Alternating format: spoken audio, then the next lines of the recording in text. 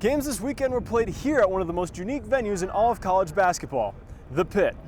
A familiar place for the Rebels, it's the home to their Mountain West Conference rival, the New Mexico Lobos.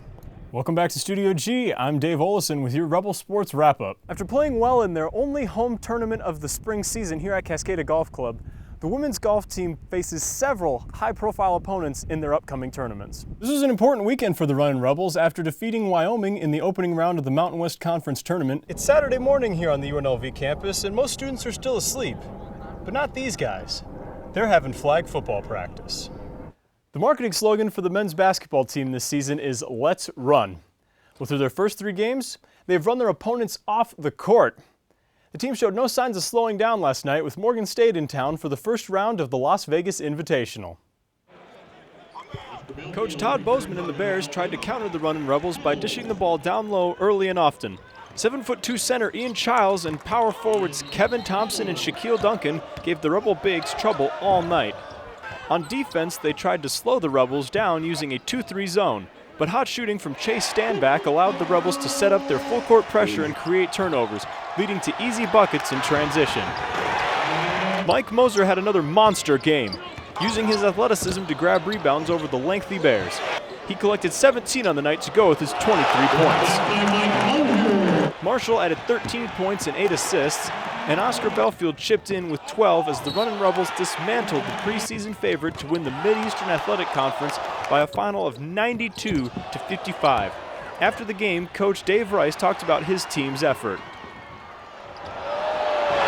Our starting 5 was really, really good tonight, and certainly our experience showed tonight, and our guys really played well. We talk about playing attacking defense and attacking offense, and it puts tremendous pressure on the opponent. When we play like that with that kind of effort and energy, we're really, really good. Now, having said that, we're not satisfied. We've got a long way to go. We understand that competition level is going to rise in a hurry, and we have to get a lot better. They may not be the most talked about team on the UNLV campus, but the women's golf team is making noise on the national scene. After playing well in their only home tournament of the spring season here at Cascada Golf Club, the women's golf team faces several high-profile opponents in their upcoming tournaments. Led by underclassmen, the team finished second in the UNLV Spring Invitational last week. Coach Amy Bush talks about how the tough competition will prepare the team for the rest of the season. Anytime that you're in the West, you have Pac-12 teams, you have other Mountain West Conference competition, and we had Big East competition here. So we had a lot of great schools that were here, beating a lot of highly ranked programs. It's going to be a great thing for our future. Freshman Dana Finkelstein was the top performer for the Rebels, placing a career-best 3rd overall at 4 over par, earning high praises from her coach. She's one of the top players in the Mountain West Conference, and she proved it. And I've had a lot of coaches come up and make a lot of compliments about her. The team's other star freshman, Mako Twin Wang, finished tied for 5th at 6 over par. Bush talks about her expectations for Wang this season. She's been very, very, very steady. She went and played an LPGA event over the winter break, made the cut. So she kind of came in, she's coming into the spring with that momentum.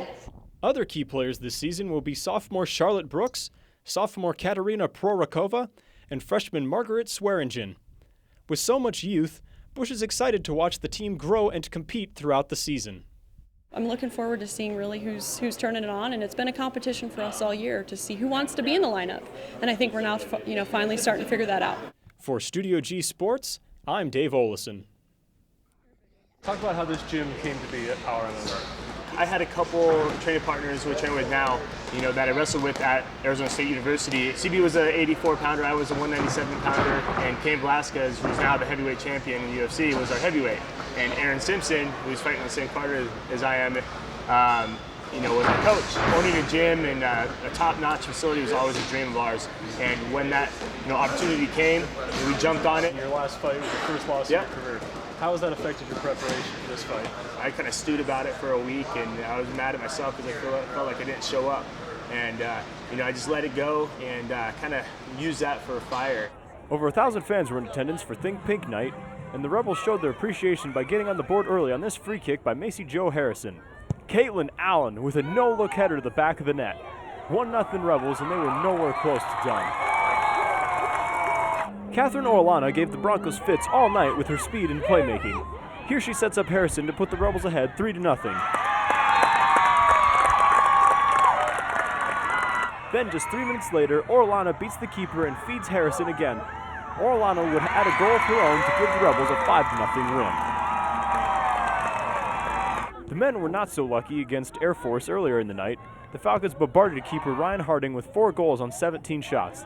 The third goal by Garrett Getchow led to an argument by several Rebel players, including Zach Kupfer, who was shown a red card for his thoughts. It was that kind of night for the Rebels, who fell 4-0.